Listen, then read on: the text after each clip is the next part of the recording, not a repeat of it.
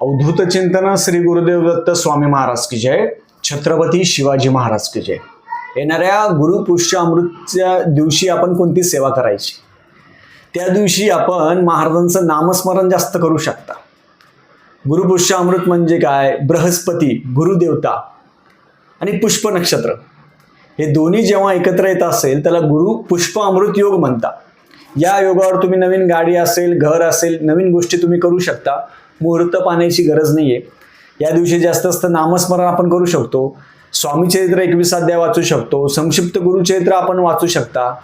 आणि ज्यांचा गुरु कमजोर असेल त्यांनी जास्त ओम बृहस्पते नमः आणि तुम्ही पिवळ्या वस्तू असेल ते पिवळ्या वस्तू तुम्ही महाराजांच्या चरणी वाहू शकता. हळद असेल, पिवळं फूल असेल, चना डाळ असेल, गुळ असेल, हे महाराजांच्या तिथे चरणावर आपण ठेवू शकता. किंवा एखाद्या दत्त मंदिरामध्ये ठेवा, महाराजांच्या मंदिरामध्ये ठेवा, कुठेही ठेवा.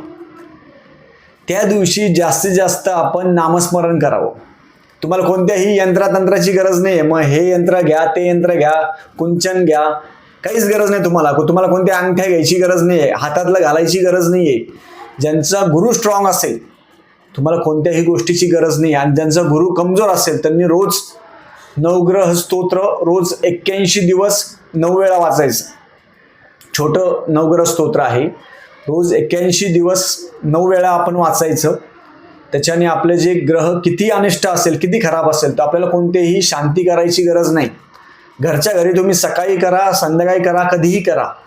नवग्रह स्तोत्र रोज 9 वेळा 81 दिवस सलग वाचायचं आहे.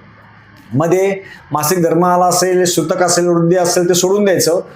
पण न चुकता जर 81 दिवस आपण केलं तर आपले ग्रह किती खराब असले, पत्रिकेत किती दोष असला, ते दोष कमी होतील.